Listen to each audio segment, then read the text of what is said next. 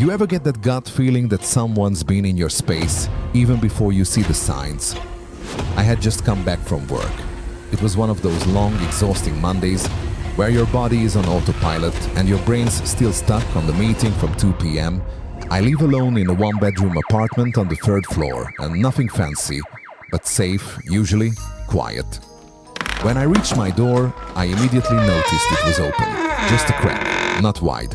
Not even enough to make noise if the AC kicked on, but it was definitely unlatched. That's when the chill hit me. Because I always lock it. Always. I just stood there, staring. Maybe I forgot. I tried to convince myself. Maybe I was running late and just rushed out. But I don't do that. I double-check everything. I push the door open slowly. The hallway light spilled into the apartment and everything looked normal. Too normal.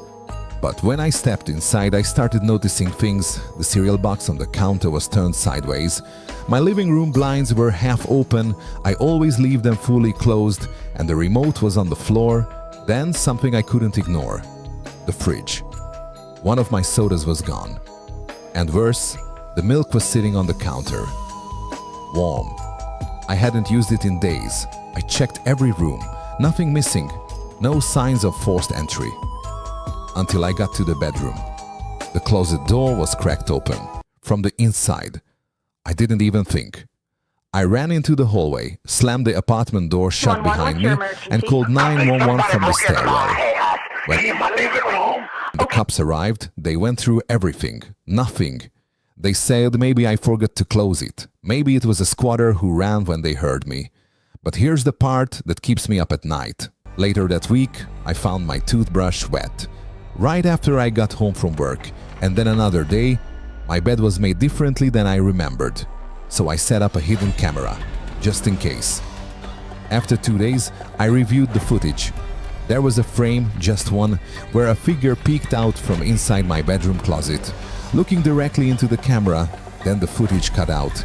I moved out 2 days later. No one was ever caught. Story number 2.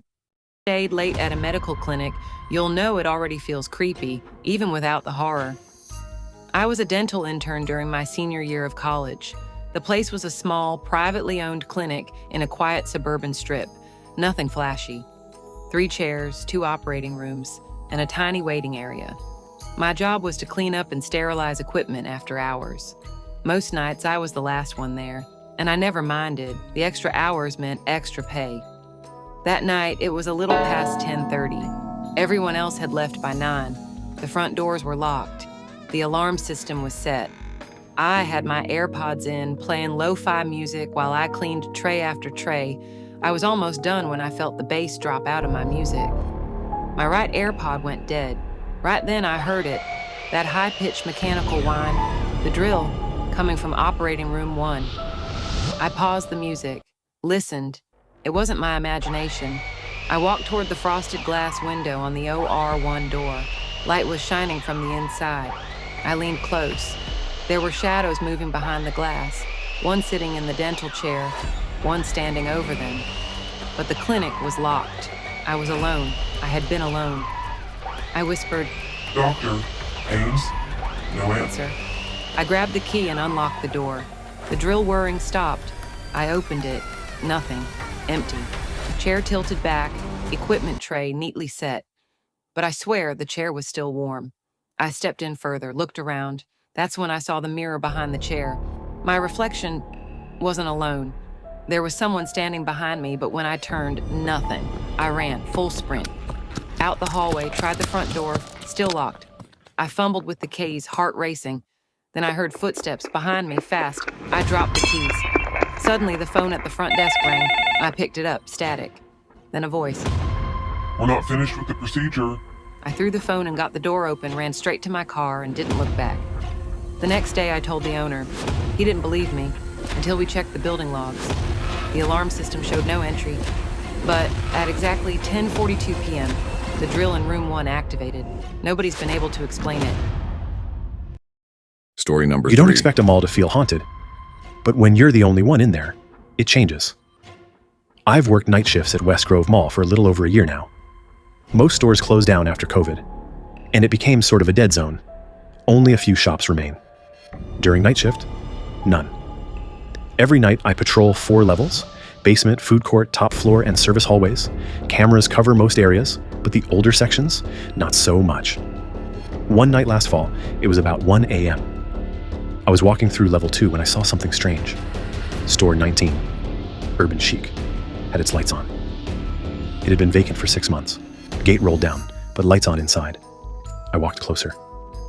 At first, I figured someone messed up a breaker, but then I saw it. Footprints. On the inside of the glass, walking slowly toward me, but no person, just one step, then another, foggy prints on the clean glass, then a handprint. I pulled out my flashlight, shined it inside, empty, just clothes racks and dust. But as I turned to report it, I heard something inside the store, the radio, playing faintly. I always feel like somebody's watching me. I turned back. Now there were 2 sets of footprints. I backed away. Started heading for the security office. That's when I passed the food court monitors.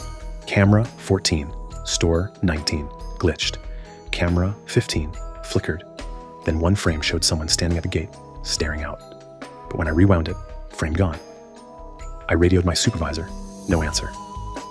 Then the mall's PA system activated, a voice, raspy, whispering, "Why are you running? You never clocked out." I ran to the office, locked the door, checked every camera. Store 19, pitch black. Again, the light. Office, the prints, gone. But on my desk was a receipt. Time-stamped 1:04 a.m. from store 19, paid in cash, item, exit denied. I don't work there anymore. But sometimes I dream of being inside that store and someone closing the gate behind me and locking it.